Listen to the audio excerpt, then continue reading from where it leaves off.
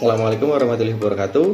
Perkenalkan, saya Rizky Aji Saputro, Taruna tingkat 4 Politeknik Ahli Usaha Perikanan jurusan Penyuluhan Perikanan. Dalam video kali ini, saya akan berbagi ilmu mengenai cara budidaya cacing sutra. Hewan yang akrab kita sebut dengan nama cacing sutra memiliki nama latin Tubivax sp. Cacing sutra merupakan hewan hemaprodit, jadi dalam satu buah organisme terdapat dua alat kelamin. Cacing sutra berkembang biak dengan cara bertelur. Siklus hidupnya dari bertelur, dewasa, hingga bertelur lagi, yaitu sekitar 50-57 hari. Mengapa cacing sutra harus dibudidayakan? Cacing sutra memegang peranan yang sangat penting dalam segmen budidaya, khususnya pada segmen pembenihan. Umumnya, cacing sutra dimanfaatkan sebagai pakan benih ikan, baik itu ikan konsumsi maupun ikan hias. Karena cacing sutra memiliki kandungan yang sangat baik untuk pertumbuhan benih ikan. Cacing sutra memiliki kandungan 57% protein dan 13% lemak. Oleh karena itu, jika kita hanya mengandalkan cacing sutra hasil tangkapan dari alam, pada kondisi-kondisi tertentu, cacing sutra akan mengalami kelangkaan, khususnya pada kondisi musim hujan. Akibatnya adalah terhambatnya proses budidaya, khususnya pada kegiatan pembenihan. Oleh karena itu, budidaya cacing sutra dapat digunakan sebagai suatu upaya untuk menjaga ketersediaan cacing sutra supaya mampu memenuhi kebutuhan pembudidaya. Bagaimana langkah-langkah budidayanya? Mari kita simak videonya. Dalam melakukan budidaya cacing sutra, langkah pertama adalah persiapan wadah. Wadah yang akan digunakan adalah nampan yang disusun secara bertingkat. Pertama-tama adalah melubangi bagian bawah nampan yang nantinya akan digunakan sebagai outlet atau tempat keluarnya air. Nampan yang saya gunakan berukuran 15 x 25 cm dengan ketinggian 10 cm. Setelah dilubangi, lubang dirapikan dengan menggunakan pisau.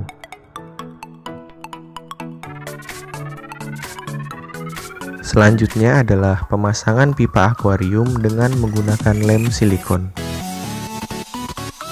Ratakan lem pada pipa, kemudian pasang pipa pada lubang yang telah dibuat sebelumnya. Ketinggian pipa yang berada di dalam nampan adalah 8 cm dan 10 cm di luar nampan. Setelah selesai, tunggu beberapa saat sampai lem mengering. Kemudian wadah siap digunakan. Langkah kedua adalah mempersiapkan pakan untuk cacing sutra. Pakan yang digunakan adalah ampas tahu yang sebelumnya telah difermentasi. Namun, apabila sulit mendapatkan ampas tahu, kita dapat menggantinya dengan dedak yang kemudian difermentasi. Pakan akan difermentasi dengan menggunakan probiotik EM4 untuk perikanan, kemudian molase, dan air. Untuk memfermentasi 1 kg pakan, digunakan 100 ml air, 10 ml molase, dan 10 ml EM4. Setelah tercampur, probiotik diberi aerasi selama 1-2 jam. Setelah selesai, probiotik siap digunakan. Di sini saya akan menggunakan dedak sebagai pakan yang akan difermentasi. Pertama, siapkan dedak sebanyak 1 kg dan tuangkan larutan probiotik yang sebelumnya sudah kita siapkan.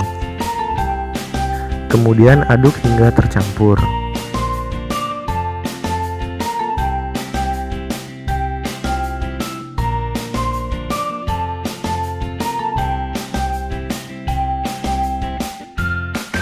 Karena karakteristik dedak yang kering, jadi kita harus menambahkan air sedikit demi sedikit sampai mendapat kondisi yang lembab tetapi tidak berair.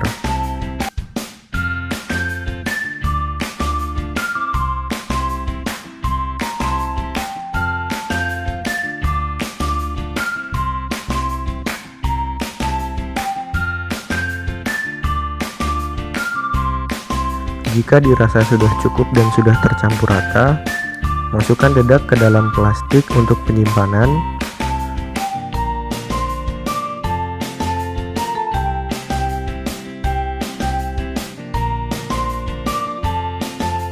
Keluarkan semua udara dalam plastik.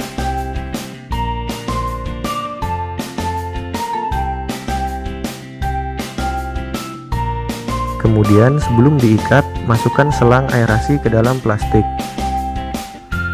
dan ikat dengan tali.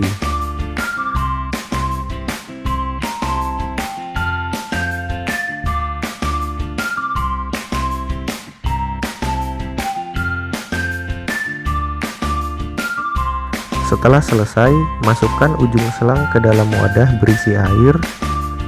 Kemudian tunggu proses fermentasi selama 7 hari. Langkah ketiga adalah persiapan lumpur yang akan kita gunakan sebagai media pemeliharaan cacing sutra. Lumpur yang kita gunakan adalah lumpur sawah. Lumpur yang akan digunakan disaring terlebih dahulu menggunakan jaring untuk memisahkan dari kotoran seperti keong, akar, batu, dan kotoran lainnya. Setelah disaring, lumpur dimasukkan ke dalam nampan dengan ketebalan 3-4 cm. Nampan yang sudah terisi lumpur kemudian diisi air dengan ketinggian 2-3 cm untuk mengendapkan lumpur.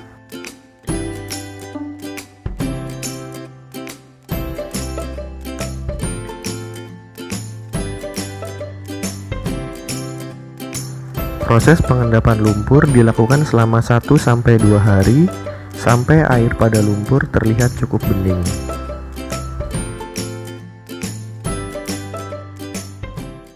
Langkah keempat adalah penebaran starter cacing sutra.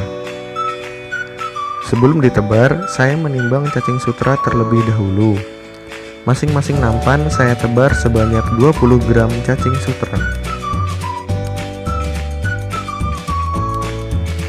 Proses penebaran cacing sutra secara merata pada permukaan lumpur.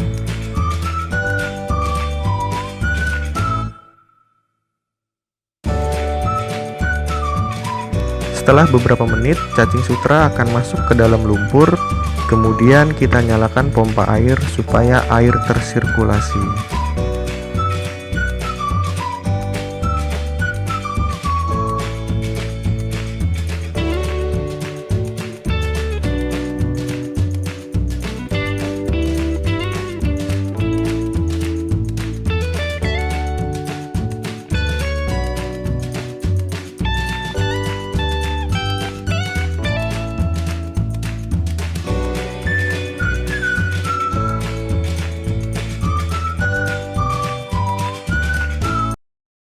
Langkah kelima adalah pemberian pakan untuk cacing sutra. Sebelum pakan diberikan, matikan mesin pompa untuk menghentikan sirkulasi air. Selanjutnya, siapkan pakan yang sebelumnya telah difermentasi. Kemudian berikan pakan secara merata pada permukaan lumpur.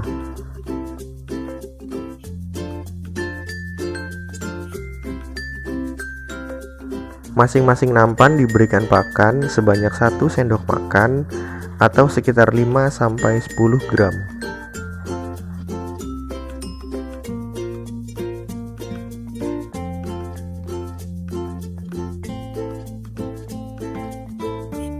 Setelah selesai, diamkan sekitar 10-15 menit sampai pakan mengendap.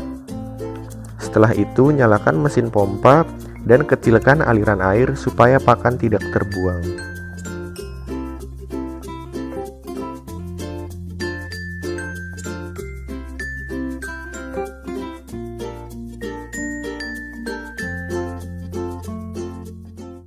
Langkah keenam adalah panen. Cacing sutra yang sudah berumur 30 hari sudah dapat dipanen.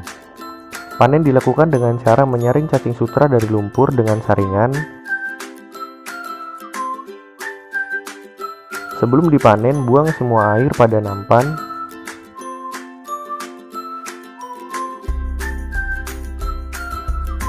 Kemudian siapkan wadah berisi air secukupnya sampai bagian bawah saringan terendam air.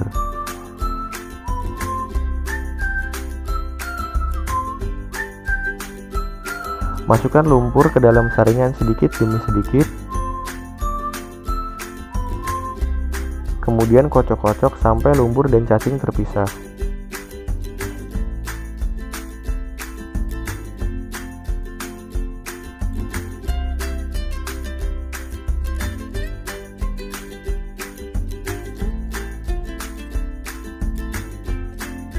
Lakukan proses yang sama sampai semua lumpur dalam nampan tersaring.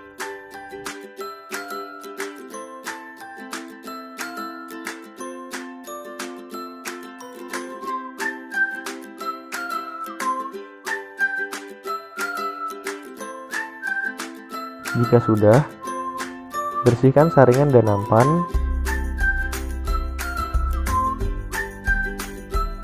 Kemudian gunakan nampan sebagai wadah untuk penyaringan kedua.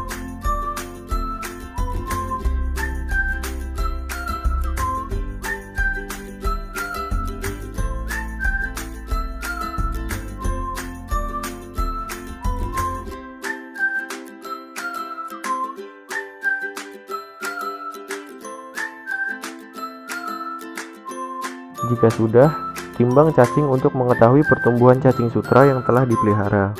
Hasilnya adalah 123 gram. Laju pertumbuhan cacing sutra yang dipelihara dapat dihitung dengan rumus berat saat panen dikurangi dengan berat saat tebar, kemudian hasilnya dibagi dengan lama pemeliharaan. Hasil perhitungan laju pertumbuhan cacing sutra mencapai 3,4 gram per harinya untuk satu nampan. Sekian video mengenai budidaya cacing sutra. Jika ada pertanyaan silahkan tuliskan di kolom komentar. Semoga videonya bermanfaat. Terima kasih. Assalamualaikum warahmatullahi wabarakatuh.